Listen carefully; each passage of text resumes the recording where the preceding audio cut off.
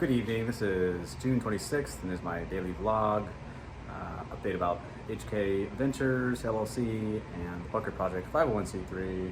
So still working on ways to try to raise enough money to turn over the house that I bought 3 years ago to the Bunker Project. So I've been just kind of testing the waters with different entrepreneurial things. I signed up for an exotic car hacks webinar kind of deal, I don't know. That one's turned out to be a bust because that one you need to be able to take on huge car payments for exotic cars. If you do that, then your debt to income ratio, my debt to income ratio would be too high, so I wouldn't really be able to qualify for real estate. And real estate is kind of the whole idea here. The car idea was just to get money running faster, coming in faster. So exotic cars, at least for now, are out. So we got the Tesla though, right here. This car just needs to have some protective film on the front, so like a clear bra, and then I'm going to do some paint correction. I don't know if you can see, but in the back here, whoever had it before me, I probably can't see it because it's dark, but there's a bunch of little, this is what bird droppings do to the paint. So I think they parked it outside, let some birds do their thing on it, and so that needs to be corrected, and then a clear coat on it. Tesla Mate set up so I can track it a little better. What else? Maybe a GPS tracking device installed. So I've reached out to a few companies for commercial or like fleet services, but of course just keep running into the, you got to be rich to get rich thing over and over again. Exotic cars, get the leases, be able to lease an exotic car, got to be rich. Doing multifamily investing, unless you're an accredited investor, so that means you made at least $150,000 a year, or $200,000 a year for the last 2 years in a row, or at least have $1 million in liquid assets. So that's not counting the equity in your properties if you own real estate. They don't want to talk to you. You're too high risk to invest with. So I would be considered like a sophisticated investor, which anybody can be considered a sophisticated investor. That just means that you've done some investing at some point in your life. So if you've bought Bitcoin or anything like that, stocks, you're a sophisticated investor. So basically I have to get to where I've made $200,000 a year for 2 years in a row in order to be taken serious in the multifamily realm, which I'm nowhere close to because I'm a disabled veteran living on VA benefits. So multifamily's out, at least for now. I went to a multifamily seminar, I've been attending that. Feeling pretty discouraged today after kind of realizing that about the accredited investor thing.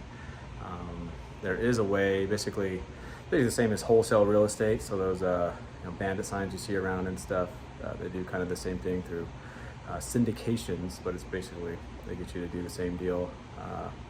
Have kind of wholesale people, hustlers, go around and contact brokers and try to find off-market deals that are cheaper, so you can go in and fix them up and add value to them and make the rents higher and make a bunch of money that way.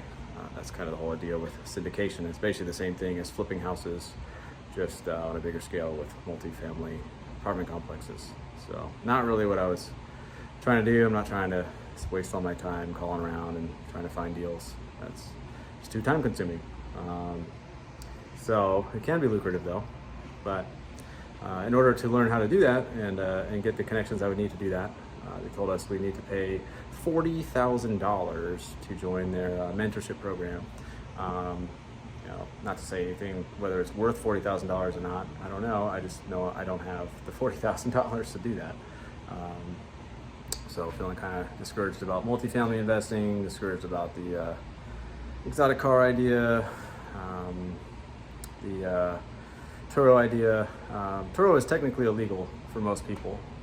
So in Nevada anyway, you need to get set up as a short-term lesser. This means you gotta have commercial insurance, you gotta pass a background check, you gotta submit business licensing, extra fees for all that stuff. You need a building to store your cars, you need a signage from, it's like, they have specifications about what size the sign needs to be and how far it needs to be visible from the street and things like that. So basically you have to set up a car dealership, and then do short-term car leases out of your car dealership. So you basically have to establish like a Hertz or something like that, just to do Turo in Las Vegas.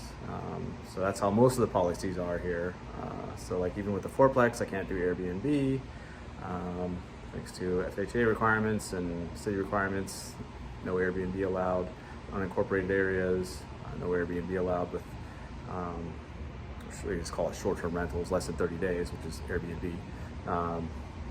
So that's out. So pretty much all sharing economy stuff, which was really what I was banking on to get off the ground as an entrepreneur with, kind of starting from nothing. There's no inheritance or anything like that to draw from.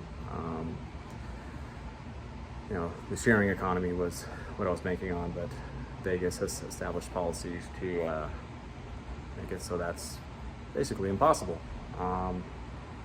Even if anyway, yeah. Just feeling a little discouraged today, but still going to attend the multifamily thing, still going to keep at it. Another problem as far as bunker project.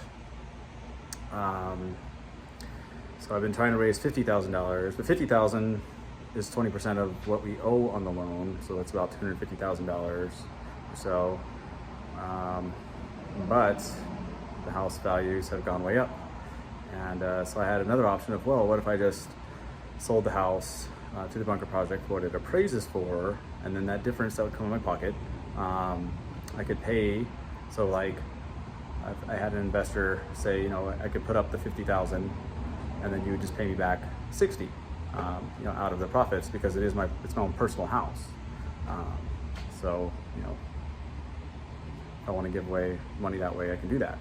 It's just getting it out of my own profit. And then what the difference in equity would just be given right back to the bunker project into their bank account, and they would take control of the loans. They would have the house, they would have a big bank account.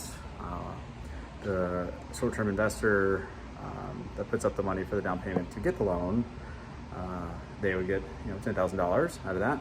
So win-win all around, except for I don't know how to even qualify a nonprofit to get a loan like that, because our 990N, if you look it up, shows that we brought in nothing and paid out nothing, because I've been using my own house, so I can't claim anything in my own house. Even though I put in probably $50,000 already of my own money. Eating rent some months, all the repairs, windows, there's everything. Anyway, which is fine. That was the whole point of the nonprofit. But yeah, so I'm pretty sure I would need to show an income for the nonprofit, and I would need to have a history behind it, probably 2 years at least. So I'm gonna be 38 this year, and I don't know. It's like it would take me at least.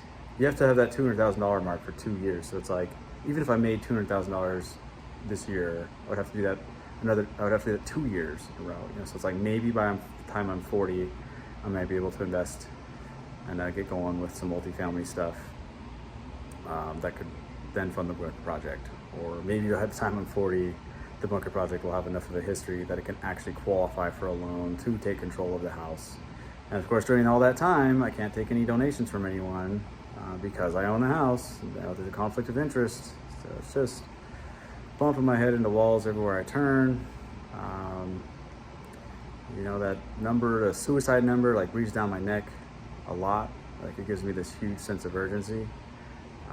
I saw it, I posted the other day about there being over 30,000 suicides, and I've got murder cases that I work on. Just all the fallout from war, man. It's just crazy. They talk about 2 million deaths, Middle Eastern deaths. We don't even talk about that. We don't even talk about the other side. How bad it's been for them. Because hey, they're the enemy. They deserved it, right? I guess. I don't know. But just terrible. I don't know. So that's just frustrating. I'm just frustrated, trying to get somewhere, and